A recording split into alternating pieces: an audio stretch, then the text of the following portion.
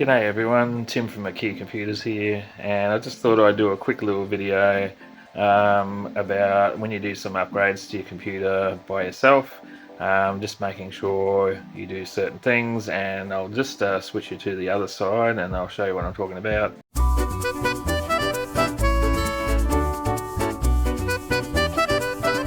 So yeah, a customer brought this in and he just wanted me to upgrade it to Windows 11, which is fine. And then he said, can you just give it a check over because I upgraded it recently and I just want you to check things are done correctly. So yeah, when I did have a look inside, I did find he's forgotten to plug in his USB 3 front header. So just make sure you do that. The other thing I noticed, he hasn't orientated the fan so that the wires are nicely tucked away. This one, it does look like he did get it right. It's just this one here. So we've got this cable floating around, and as you can see, it's awfully close. Yeah, just all you got to do is just pop the fan off, rotate it, and then put it back in, and you can keep those cables away from hitting fans and stuff like that.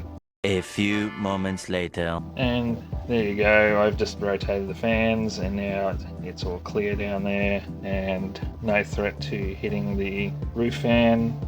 The other thing I discovered while I was in here is he's using the NVIDIA 12 volt high power connector that connects to two.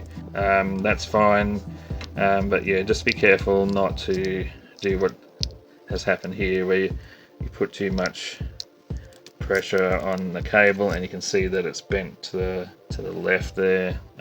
Ideally you want to keep that nice and straight and not pulled because there's so many troubles with the 12 volt high power connectors melting. Make sure all your cables are seated properly. I did have a look in here and I'm noticing cables are not fully in. You can see there's a gap on that one, so just make sure you get those all seated properly to avoid any problems with the 12 volt high power.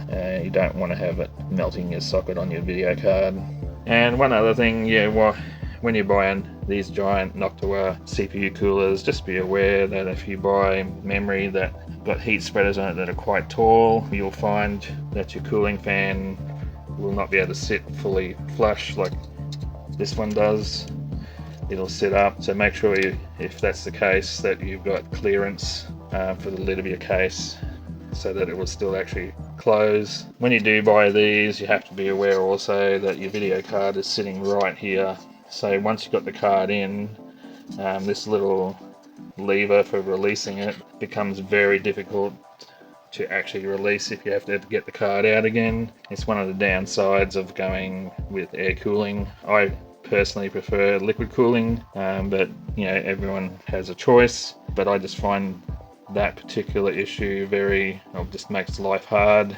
And you can actually see your M.2 down here. If you want to change that, you're going to have to probably remove this just to get to that as well. So it just creates a lot of work that doesn't need to be that hard. But yeah, I do understand that the air coolers are generally a little bit cheaper, and that's why some people go for them. And they do work quite well. There's no denying it, they work well, but they do create a very cramped environment in the case, especially if you're using an older case like this fella has.